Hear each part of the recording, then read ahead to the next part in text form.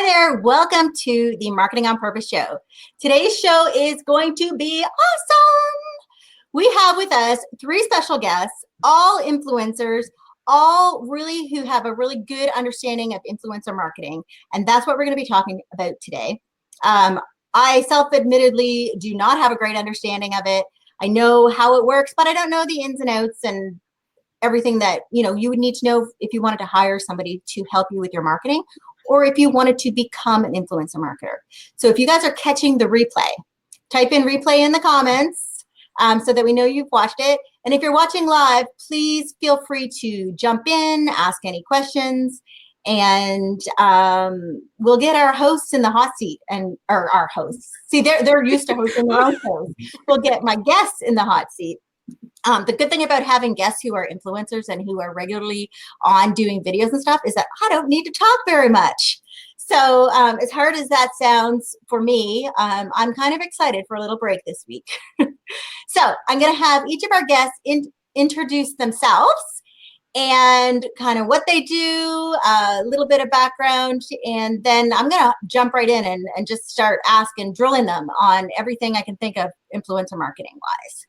So let's start with Jenna. Hello. There we go. Hey, Jenna. Hello. So why don't you just let everybody kind of know what your businesses are and a little bit about you. Sure. So I run a website called Pickle Planet Moncton. That's what I kind of started my digital empire on. And I started the website spring of 2015. I started it basically as a way to connect with the community. It's very much a family-focused website that's meant to be a resource. So every week I do a roundup of events that are happening. I do special seasonal roundups that tell you where to go to find corn mazes and apple orchards and all the kind of things you want to know as a parent or grandparent or anyone who's dealing with young kids. So I started that, like I said, the spring of 2015, and very quickly it grew. There was a huge demand for it in the Moncton area. It became very popular, so then it very easily kind of segued into doing some sponsored work with different local and national brands. That's cool. That's awesome. Okay. Let's see here. So it just says Sara, but it is actually Sara and Brent. If you notice, there's two people there, not one. Poor Brent. I think Brent's got the shaft. Now these two, I think, are going to be unruly during this show.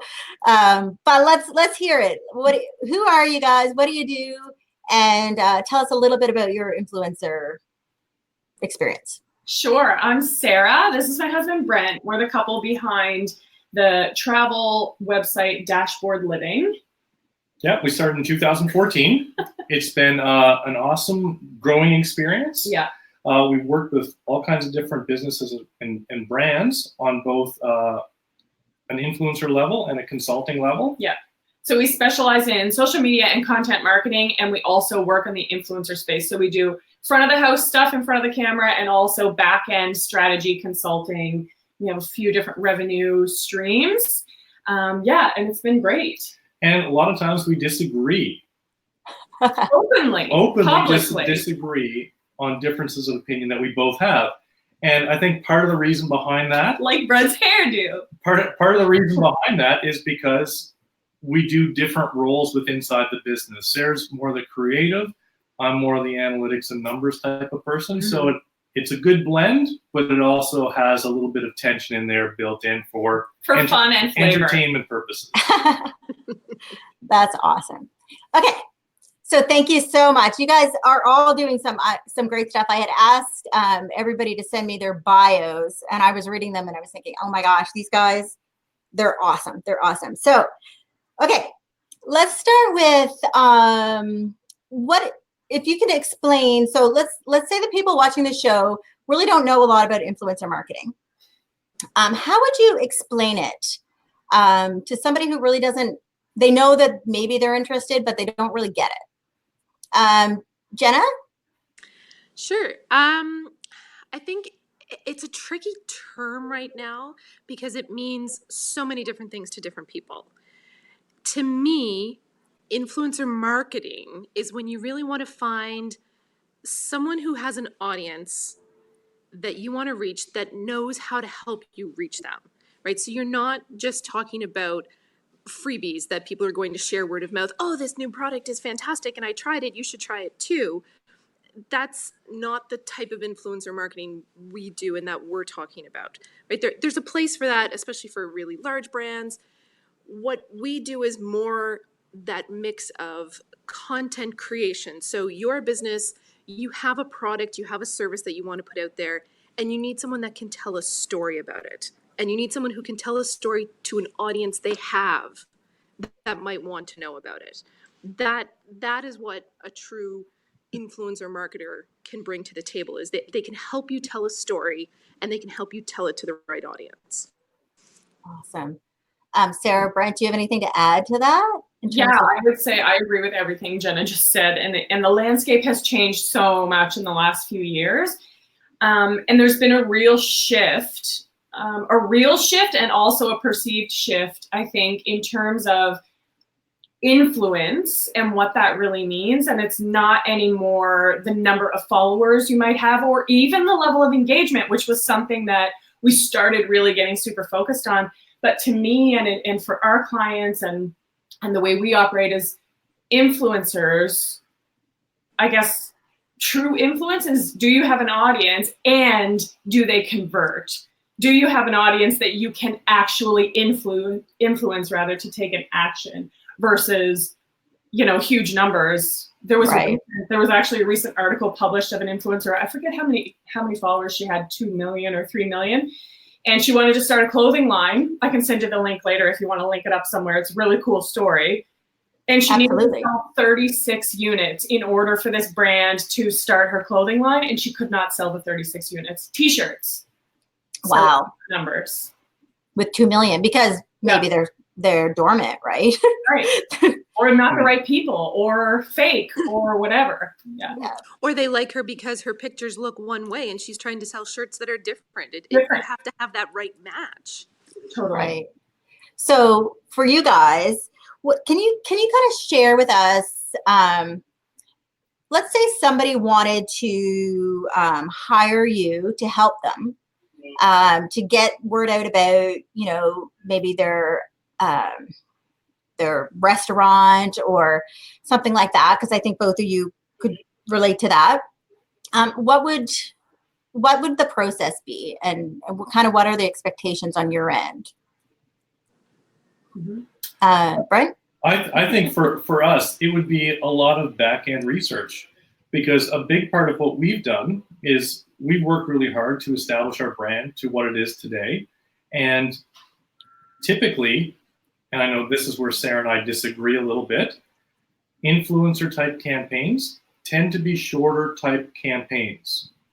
So when it comes to us coming in to do a one-off thing, mm-hmm. or a smaller campaign, usually we haven't seen the results as well as if we did something longer term. So having a bit of background research to see, one, if they're a good fit, to see if it aligns with our values, and to see what type of potential it is for a longer term campaign, so you get multiple touch points with our audience to make it more of an authentic experience. Yeah, and I think too, making sure that our audience are the right people for that brand. And I think that's where brands miss the mark sometimes, is they're going for large audiences. But just as an example, to pull out of the air, if you sell luxury cars, as an example, and you want to use influencer marketing, getting on board with an influencer who has a huge following of 20-something-year-olds who love fashion aren't your people.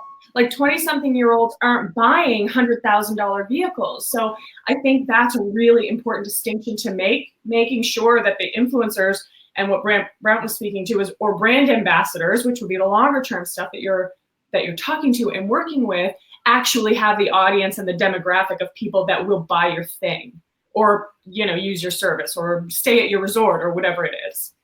Right. So other than following you? Because I'm assuming that a lot of people who want to use influencer marketers, they're going to go out online, they're going to like see who they can find, or maybe if they're really in tune with their industry, they will already know you exist. Is there anything that they like? Do you say like they need to really watch your show, or do they just reach out, or like how does it work? How would they approach you to help them? Do you want to talk, Jenna, or do you want us to go? Jenna, why don't you take that one? Jenna might be a little bit. I tend to. Oh no, there. Oh, I think she might be frozen. Yep. Yeah. Oh. Shoot. I think your internet connection is not doing too well. Okay. We're gonna, she may start talking and we might hear her in a second, but let's pass the question over to you guys until her internet connection comes back. So the question was, what is the steps that somebody would take if they wanted to work with you and have you help them with their products? Yeah, I think for us, it's, we do actually a lot of outreach that is specific. So that's easy. Like we only outreach to brands that we already think would be a great fit after doing some back end research. And also they approach us based on what they see. But at this point, as I sort of mentioned before, we turn down a lot if it doesn't make sense, because our number one goal, and I think this is really important for any influencer you reach out to, is to really like listen to what they're saying. When you're asking them, can you help us? This is who we're targeting. This is what we do. Listen to their answers, because if they really are going to be effective for you, then they have you, the brand's goals, at the forefront. Like, and that's always how we dictate who we're going to work with rather.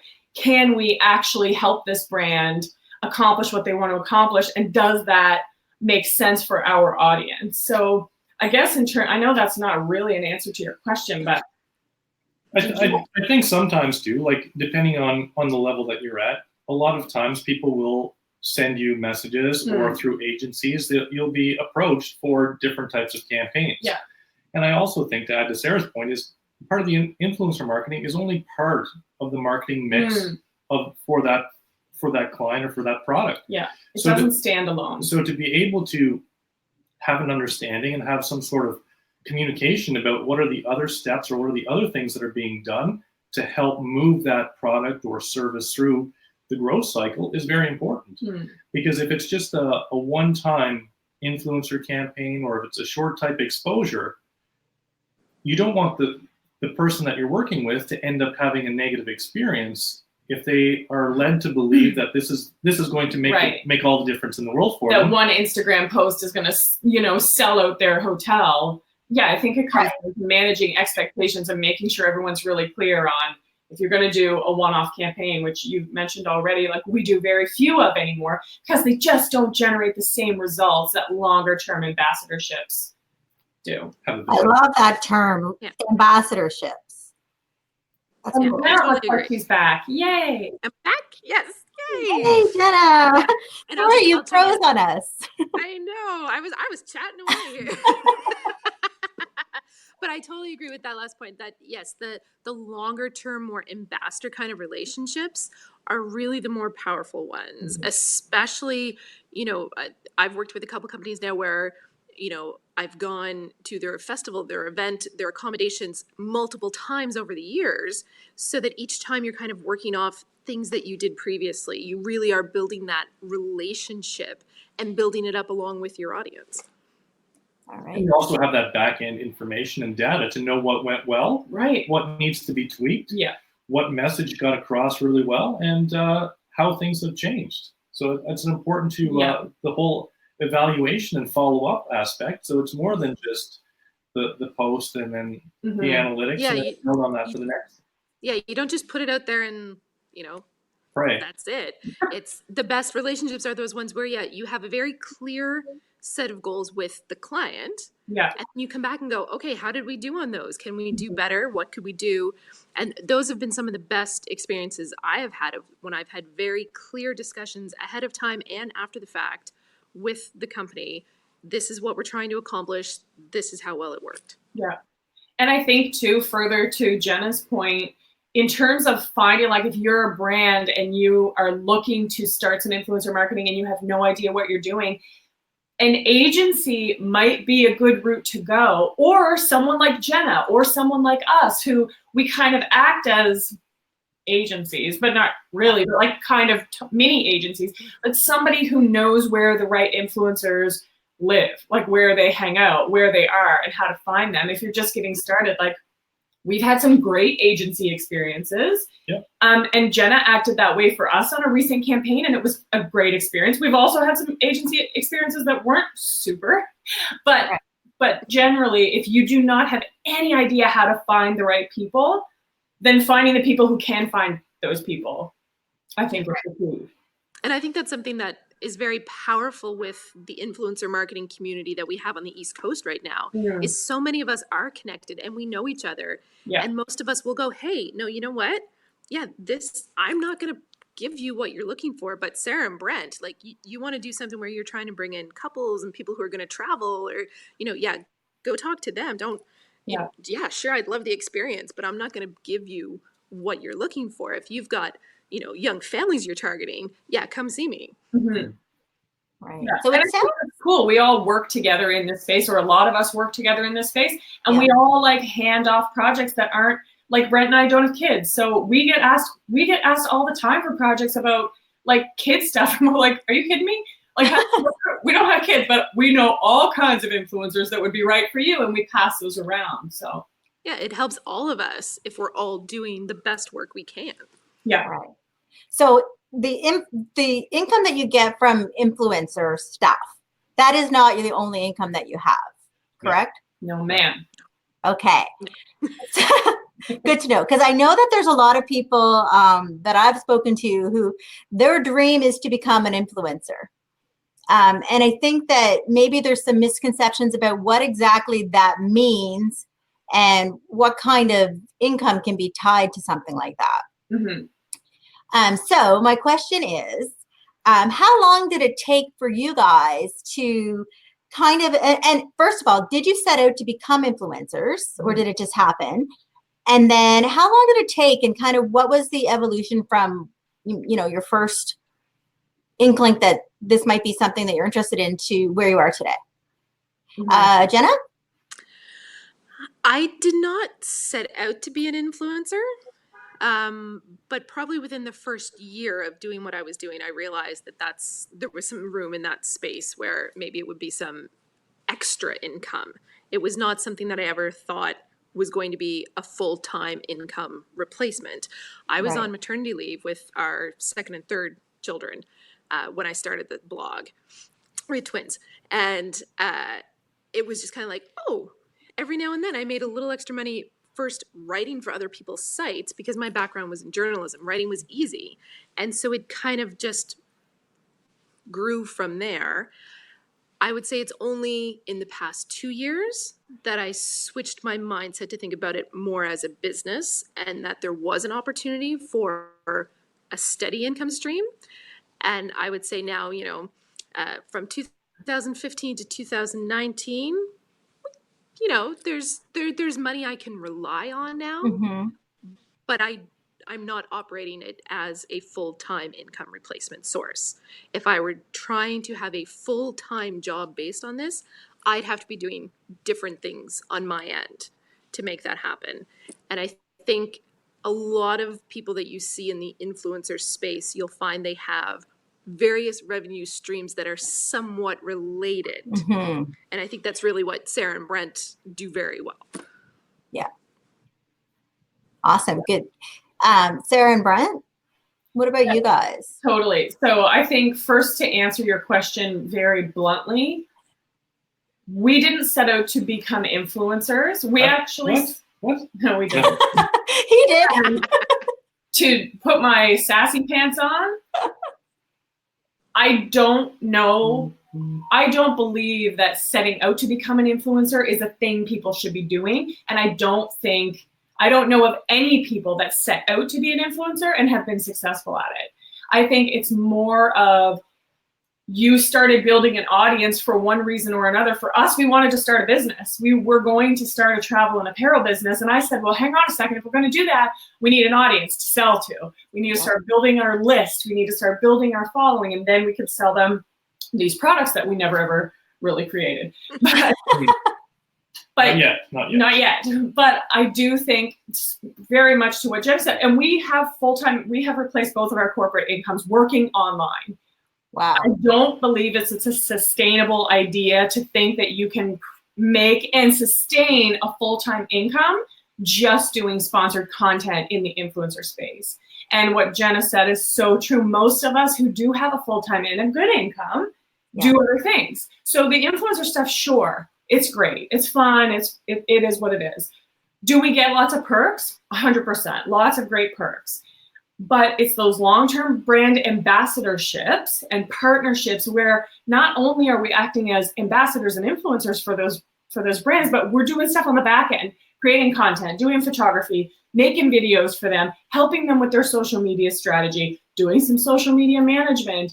We have a business membership site where we teach and train entrepreneurs, how to start and grow their email list, things like that. So yeah, there are. What's that site called? Sorry? What is that site called? Oh, the membership is called the HIVE. Okay. And it is not currently open for enrollment. I can send you details on it. Okay. It's fun, yeah. Yeah, I think to rely solely on influencer marketing, and by that I mean like sponsored posts, like what people think of when they think of influencer marketing, it's risky. It's very risky business because the platforms change so radically in such short periods of time. We've seen people go from making $1,000 a post to like nothing really quick because as the algorithms change and whatever. I know we're all tired of talking about the algorithms, but it's you're relying on that as part of your income. Yeah. It's not sustainable in my opinion. I would think in order to have influence in any space, you have to be really good in that space at something prior to getting that following. If you can think about any influencer that sports endorsements, athletes, movie stars, any of those types of people, they have a very solid foundation as what they already do, their day job. Right. And then they get approached by brands to then help them work with their product. Yeah. So it's very important to be able to have that consistent skill set that you have that provides value to a marketplace. Right. Because once you get that value and then you're providing that product or service on top of them and helping them reach more of an audience or more following or whatever their goals set to be, then you end up getting into that space where now people are looking to you to recommend different products and different services. So in that space, I think you have to be you got to be well versed in that space, and be an expert before you can expect people just to come to you and say, "I want to pay you money so that you can do this for me." Yeah, right. So, just based on kind of everything we heard, so the big benefit of using influencer marketing to help grow your business. So we just said, becoming an influencer, don't set out to just become an influencer.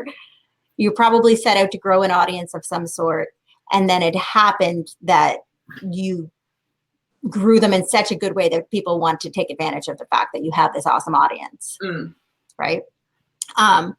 So the big benefit of using an influencer then is that you get to tap into their audience in a way that they actually care about through somebody that they already trust. Yeah. Is that? I think that really, that's a huge key is what you're tapping into as a brand using influencers is the relationship we have with our audience and nothing else. Like really that's it. And I think the marketplace are very smart now and they know right away if you're being genuine or not genuine. If an influencer posts about, I don't know, like a razor blade company on Monday, and then on Wednesday they're talking about laser hair removal. Well, all of a sudden that looks weird, right? Like, what are you doing? And people get that really quickly. So I think it's that relationship that you're really capitalizing on, and a person with true influence who can have an impact in your business will never compromise that relationship between them and their audience. Right. So you said there was lots of times where you've had to say no Yeah. to things. Sometimes, like, we all want to make money, and it's Yeah. tough to say no to money sometimes, but you have to make those decisions and say, does this serve our audience first? Because that's our primary, it's them first when it comes to sponsored content. Right.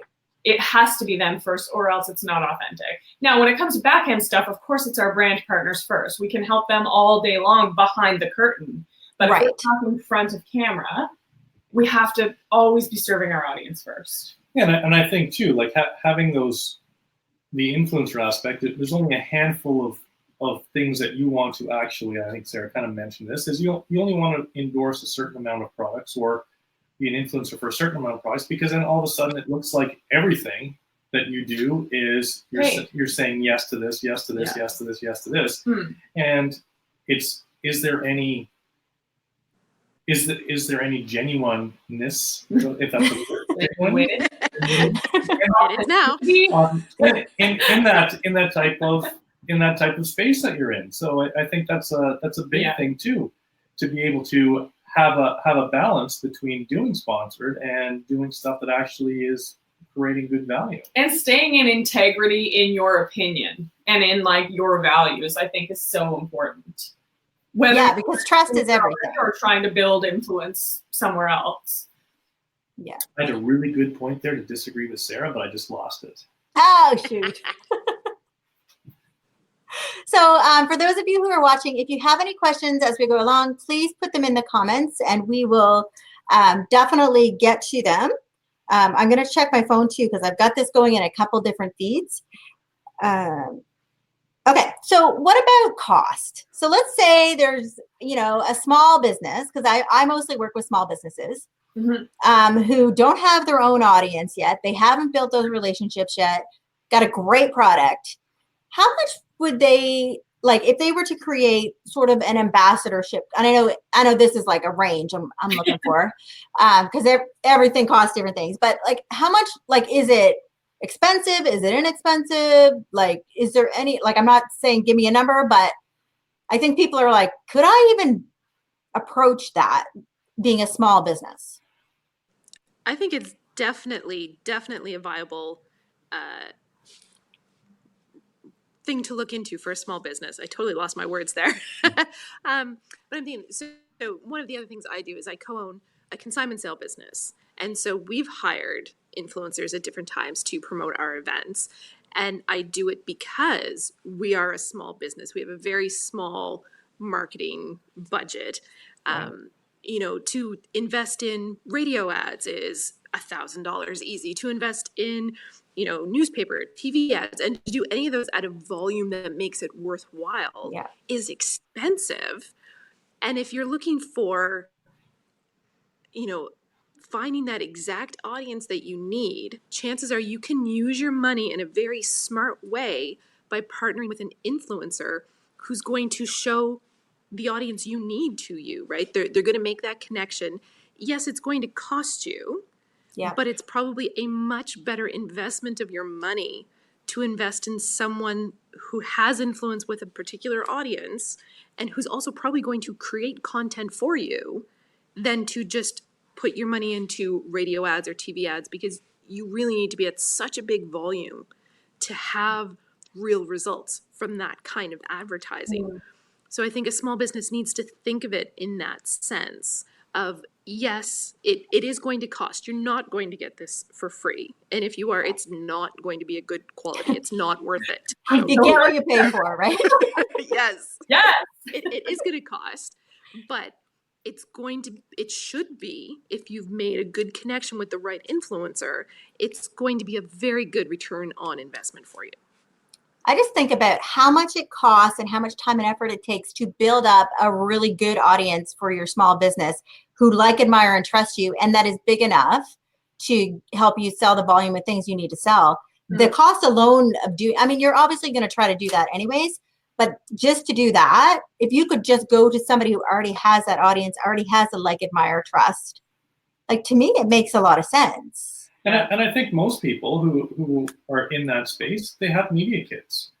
They have past work. So you have the ability to, just like you're going to hire somebody to do a position for you, there are multiple influencers in different spaces and different geographical areas that you can go and sit down, ask for their media kit, ask to review it, sit down and be able to interview them in the same sense that you would an employee, to give you the best return for your investment. Look at different types of campaigns they've done and see what type of results they've got. So I think that's pretty important, and it's usually a step that's missed. It's one of the things where people will say, oh, this is a person I want to work with. I've done very little background or homework, and they don't get the results that they like because probably they didn't do their due diligence in the back end. And I think too, further to Jenna's point, was not only, like, I agree that influencer marketing can be such a smart move for small businesses, not only because you can be very specific with your audience, like the specificity of the demographic. Like, you put an ad in the newspaper, you're getting everybody. Most of them don't care about what your service is. You work with an influencer who has a niche, which not all do, but smart ones do. You're getting a very, very targeted audience. And Jenna makes an awesome point that I just want to reiterate. Working with influencers can go way beyond just them talking about your stuff. Like, you can bundle things up and get content created and ask for their photo assets and have a video made and ghostwriting for your website. Like, there's so many things. And I know, like, a small business would have everybody knows photography costs a lot of money. You want to hire a photographer for a commercial shoot, you're looking at a minimum of $500, sometimes more like $3,000. Yeah. But all of a sudden we come to influencer marketing, you're like, ooh, no, like, I don't want to spend that money, but you can get some of these assets as well. So I think that's such a smart thing to look at, and that it can be a very lucrative way to spend your limited marketing budget with the right people. Right. And I love that it is, because I guess I was under the misconception too that it's almost like a product placement, where it's like you just go in and you talk and you say, oh, I use this product and it was great, and then you're done. But the way you guys are talking about it is this is a legit, like, full on campaign with objectives, and probably, like, you're going to evaluate the success of it, right? Yeah. And I would argue too that product placement in the influencer space doesn't really perform that well. Oh gosh, sorry. Right. It's okay. Who is it? I think there's probably a very small section of the influencer world where that does work. Like, some things, like with beauty products and stuff, there's still probably some spots where that type of product placement can be successful. But in general, no, that's not, I think as people, we respond to stories. We respond to people's experiences. And so you want that influencer who tells a story, whether it's through writing or video or photography, whatever their medium is, you want a storyteller. That's what you're paying for. And as consumers, we can spot an ad a mile away and we want nothing to do with it anymore. What did you say? We see around 5,000 a day. We see around 5,000 advertisements every day. So that's what I say that's what I mean when I say product placement. I'm sure there's a small place where it works, but generally that's one of those 5,000 ads that you're going to see. And we just tune it out. Like, we just put blinders on as consumers and we're like, oh, okay, nope. But if somebody is giving you a recommendation and genuinely talking about an experience that they've had with a certain product or in a certain place or whatever, and you can tell that they're genuine about it because you already know, like, and trust them, and you have that relationship with them, that becomes so much more valuable than saying, oh, like, look at this new orange juice. Yeah, and I think on that aspect too, it also, from the consumer's aspect, or from the person who's actually selling the product, you're attracting an emotional type of audience or a very educated type of audience, those are the people who you want to sell to, instead of we'll call them cheap customers or difficult customers where you don't want to. Ain't nobody wants cheap and difficult customers. Right? No, ain't nobody want that. It's kind of those consumers where that you're trying to target those emotional ones. You want those people who have an emotional connection. One, because it's also, they're going to turn into an ambassador or an influencer and share that product as well. So you get an exponential type of growth on it.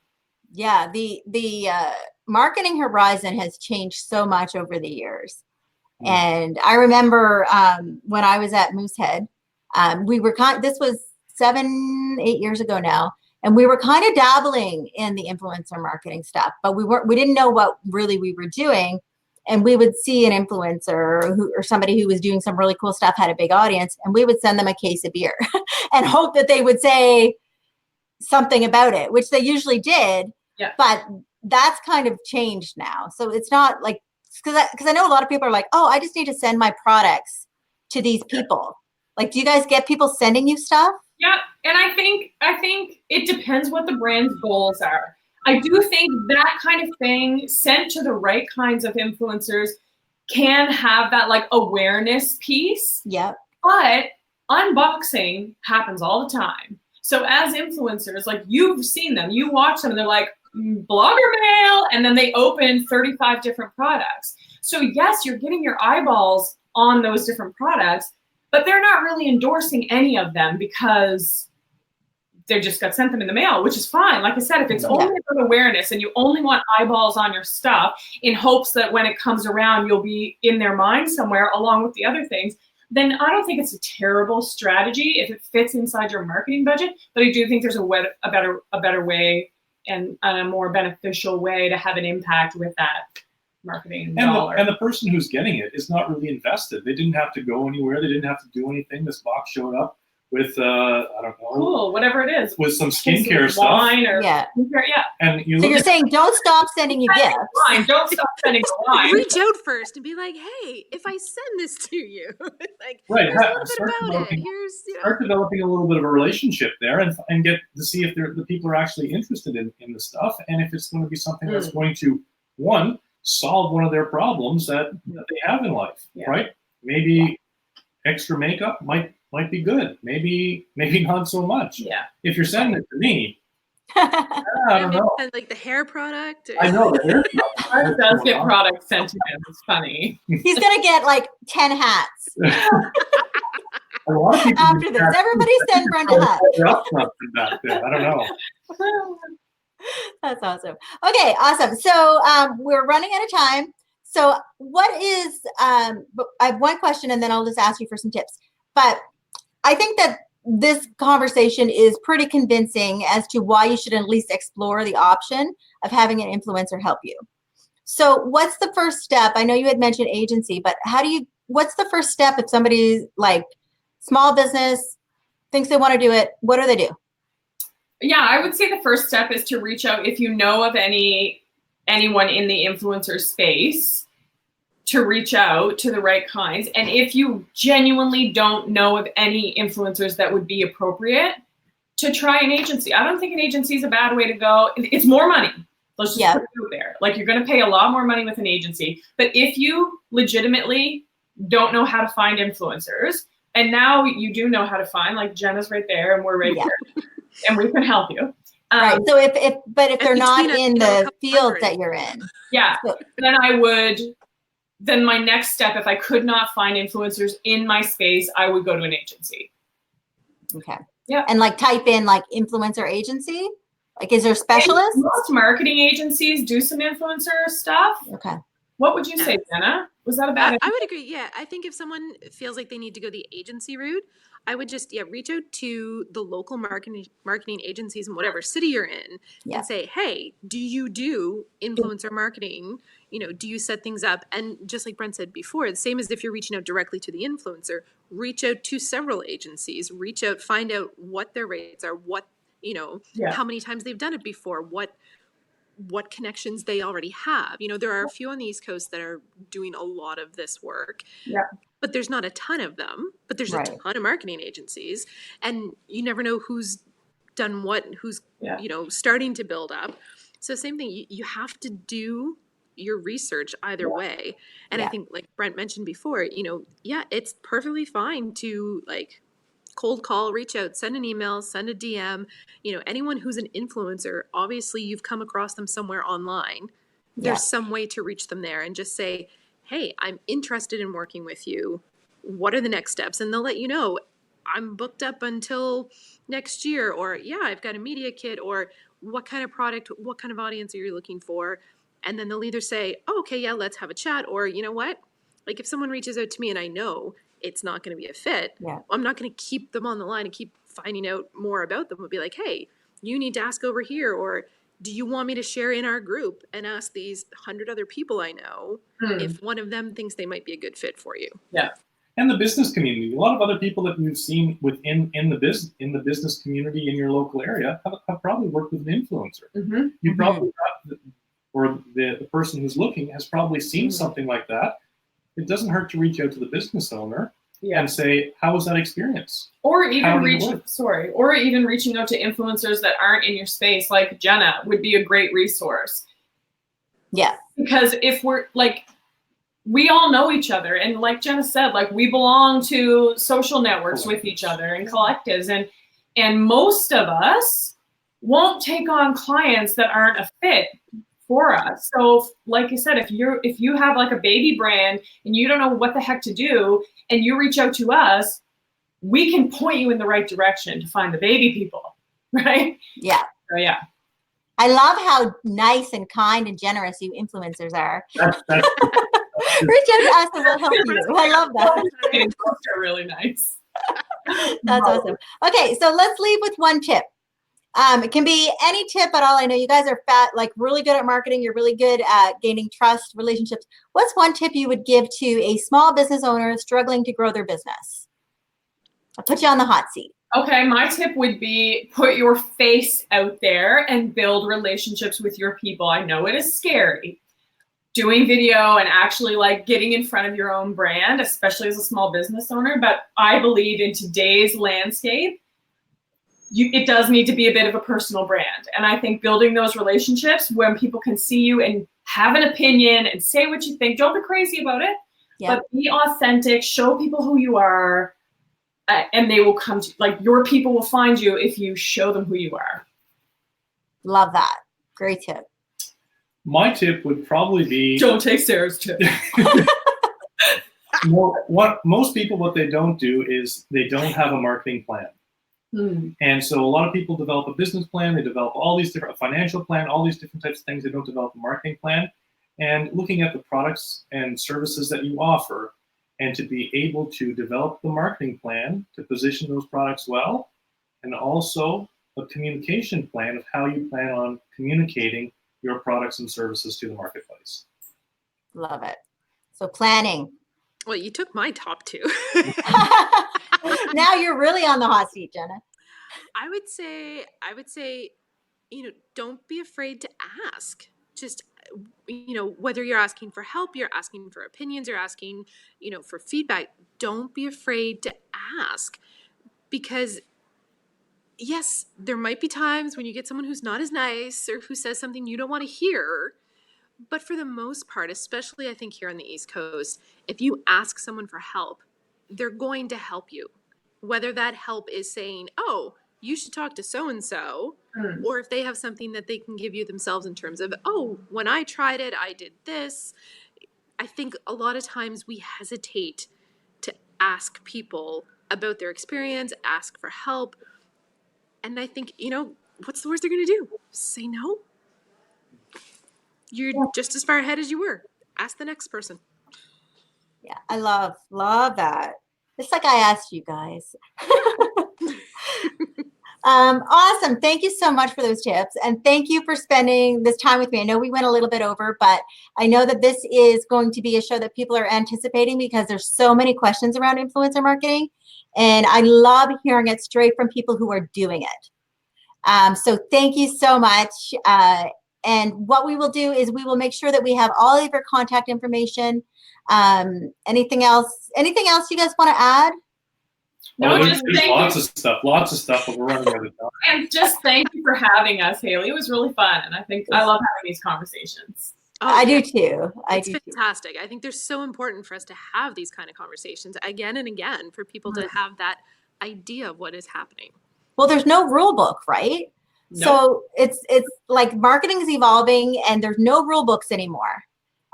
All we know is authenticity, like, admire, trust, right? And relationships is key.